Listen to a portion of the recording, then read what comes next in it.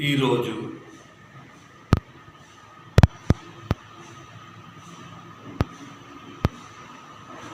మదిలో మెదిలిన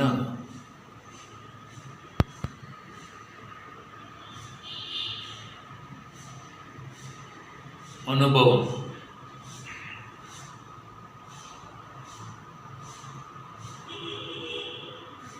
మనస్సు యొక్క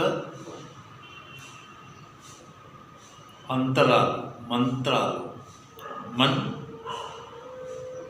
మనస్సు లోపల అంతరాంతరాల్లో ఏదైతే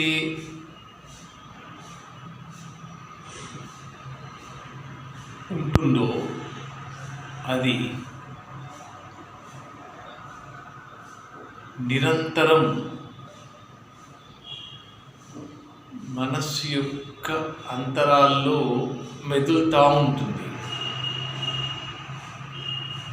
అది మంత్రం అయితే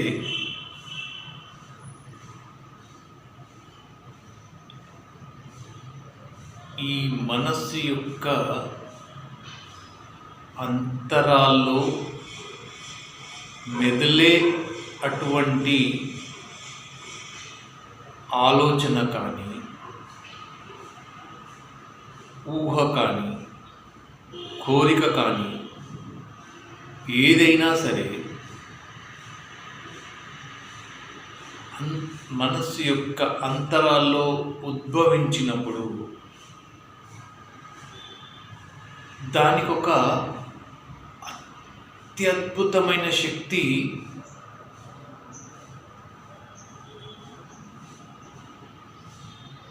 తోడయ్యే అవకాశం ఉంటుంది.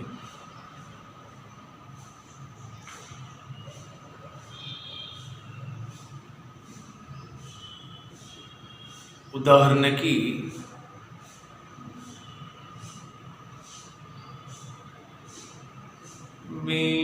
మనము ఎవరైనా ఒకరి గురించి మనస్సులో తలుచుకున్న వెంటనే అనుకోకుండా వాళ్ళు ఎదురుపడము, వాళ్ళు మనకు ఫోన్ చేయడము, కనెక్టివిటీ వచ్చేస్తుంది వాళ్ళతోటి. లేదా కొన్ని సందర్భాల్లో మనకి ఏదైనా కావాలి అనుకున్నప్పుడు కాకతాళీయంగా అనుకోకుండా అది మనకు సొంతమవుతుంది. కొన్ని సందర్భాల్లో మెల్లిగా రావచ్చు, కొన్ని సందర్భాల్లో వెంటనే రావచ్చు. వీటన్నిటికి కారణం మనస్సు లోపల మనకు దానికి సంబంధించి ఒక ఆలోచన ఉద్భవించడం. ఇది సామాన్యంగా ఈ మాటలు, ఈ విషయాలు చూస్తూ ఉంటాం, వింటూ ఉంటాం, చూస్తూ ఉంటాం. కానీ ఈరోజు తను నాకు ఇచ్చిన అనుభవం ఏంటంటే,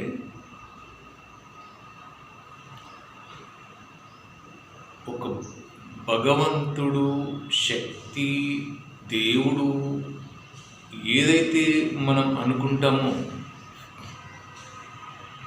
అది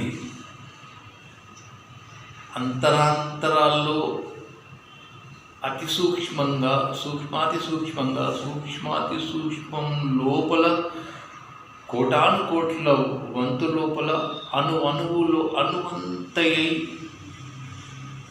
అంత మాత్రంలో ఉంది. అలా ఉంది. అది విశ్వమంతయు వ్యాపించబడి ఉన్నది.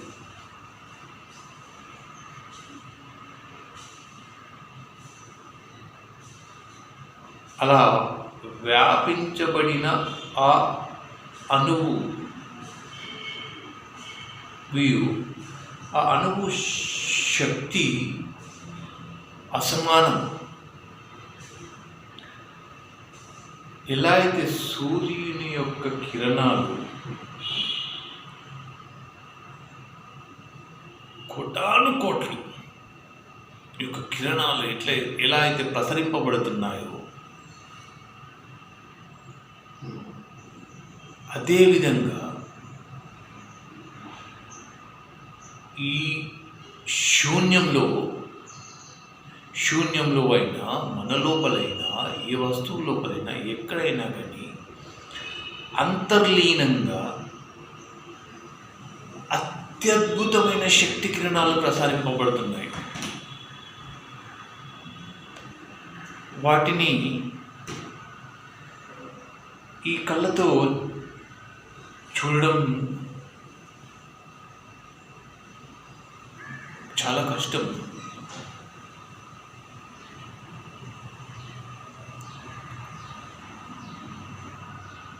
కానీ ఆ శక్తి తరంగాలు ఉన్నాయి.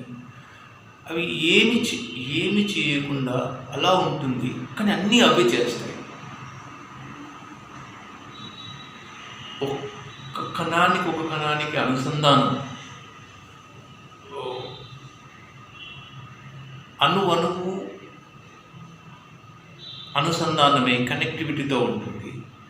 సో ఏదైనా ప్రసరింపబడుతుంది.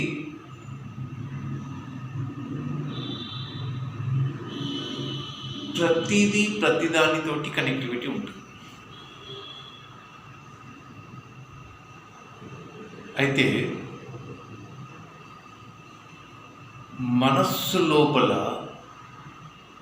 ఒక కేంద్రంలో ఏదైతే మనము ఊహించడం, ఒక కోరిక కానివ్వండి, ఒక సంబంధించిన ఆలోచన కానివ్వండి, లోపల ఉద్భవించినప్పుడు అది తరంగాలని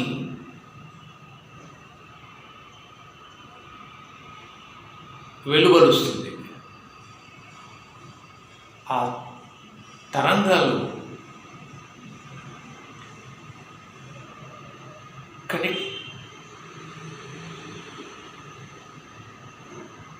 అంతర్లీనంగా ఉన్న ఆ అణువుల ద్వారా ప్రసరింపబడతారు. ఆ తరంగం ఎక్కడైతే కేంద్రం ఉంటుందో ఆ కేంద్రంలో అది ఉద్భవించిన ఆలోచన కానీ, కోరిక కానీ, అది ఉద్భవించగానే వెంటనే ఆ కంటికి కనిపించని ఏదైతే ఆ శక్తి ఉందో ఆ శక్తి తరంగాల ద్వారా, అణువుల ద్వారా అది ప్రసరింపబడడం జరుగుతుంది. ఎలాగంటే ఒక చెరువులో, సముద్రంలో, ఎక్కడైనా కానీ నీళ్ళల్లో, ప్రశాంతంగా ఉన్న నీళ్ళల్లో ఒక ఇసుక రేణువును మనం వదిలిన వెంటనే అక్కడ ఒక రౌండ్గా అలల మాదిరిగా ఉద్భవించి అది అలా అలా అలా అలా అలా అలా అలా అలా అలా అలా విస్తరింపబడి ఎండ్ వరకు వెళ్ళిపోతుంది, ఎడ్జ్ వరకు. అదేవిధంగా ఇది మన కంటికి కనబడుతుంది. అదేవిధంగా మన మనసులో ఉద్భవించిన ఏదైతే శక్తి ఉంటుందో ఆ శక్తి మనకు కనబడినటువంటి అంతర్లీనమైన తరంగాల అణువుల ద్వారా ప్రసరింపబడి ఏదైతే మనము టార్గెట్, ఒకరి గురించి మనం ఆలోచన చేస్తున్నప్పుడు అది టార్గెట్. నీళ్లకు ఉద్భవించిన అలలు చెరువు యొక్క గట్టు ఎడ్జ్కి వెళ్ళి ఎలా ఆగుతుందో అలాగే మన లోపల ఉద్భవించిన ఆ ఆలోచన దేనికోసమైతే ఉద్భవించబడిందో అది దీనికి గట్టు. అక్కడి వరకు ఈ సూక్ష్మ తరంగాలు అంతర్లీనంగా కనెక్టివిటీ ఏదైతే ఉందో ఆ కనెక్టివిటీ ద్వారా అక్కడికి వెళ్ళి ఆగడం జరుగుతుంది. ఒక వ్యక్తి గురించి మనం తలుచుకున్నాము, అది మన గట్టు కాబట్టి, అయ్యో తను ఎలా ఉన్నాడు, బాగున్నాడా అని ఒక ఆలోచన వచ్చింది. అతని దగ్గరికి వెళ్ళేసి ఈ కనెక్టివిటీ మారుతుంది. వెంటనే అక్కడి నుంచి రెస్పాన్స్ ఏదైతే అలా వెళ్ళి గట్టుకుంటూ కలుగుతుందో మళ్ళీ మీరు గమనించండి రివర్స్లో వస్తుంది. అదేవిధంగా ఎవరికి నుంచి అయితే తలుచుకున్నామో వాళ్ళకి అది కనెక్టివిటీ వెంటనే మనకి ఎదురుపడము, కలుసుకోవడము, ఫోన్ చేయడము ఇలాంటివి జరుగుతూ ఉంటుంది. సో అంతర్లీనంగా ఇంత జరుగుతుంది. ఇది మహానుభావులు గ్రహించగలరు. ఇద్దరు వాళ్ళకు ఆ శక్తి ఉంది.